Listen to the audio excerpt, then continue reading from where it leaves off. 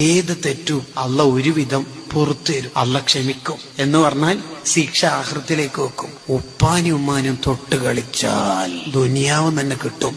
ഹാക്കിം ഇമാമിന്റെ മുസ്തദ്റക്കിൽ ഉദ്ധരിക്കുന്നതാണ്. ഉമ്മയില്ലാത്ത പോരങ്ങ ആലോചിച്ച് നോക്കി. ഉമ്മയില്ലാത്ത വീട്. ഉമ്മാന്ന് വിളിക്കാൻ പറ്റിയ ഒരാൾ പോരക്കുണ്ടാവൽ എത്ര വലിയ നിയമത്താണ്. ഉമ്മയില്ലെങ്കിൽ ആ പോരയില് AC, അടിപൊളി ബാത്റൂം, കുറെ മാർബിൾ, ഗ്രാനൈറ്റ്, എന്നെ കൊണ്ടെന്ന കാര്യം. ഉമ്മാന്റെ മുഖം നോക്കിയാൽ തന്നെ സ്വർഗല്ലേ. ഉമ്മാന്റെ മുഖത്ത് നോക്കി അജുമ്രം ചെയ്ത കൂലിയല്ലേ. ആ ഉമ്മയില്ലെങ്കിൽ തീർന്നില്ല നമ്മളെ വീടിനെന്ത് പ്രകാശമുള്ളത്. അവര് കുറെ കാലം നമുക്ക് വേണം. ഉപ്പന്റെ ഉമ്മന്റെ പൊരുത്തം വാങ്ങണം. ഉപ്പാക്കും ഉമ്മാക്കും 1 രൂപ കൊടുത്താല് ഇസ്ലാം പറയുന്ന കൂലി എത്രയെന്നറിയാം?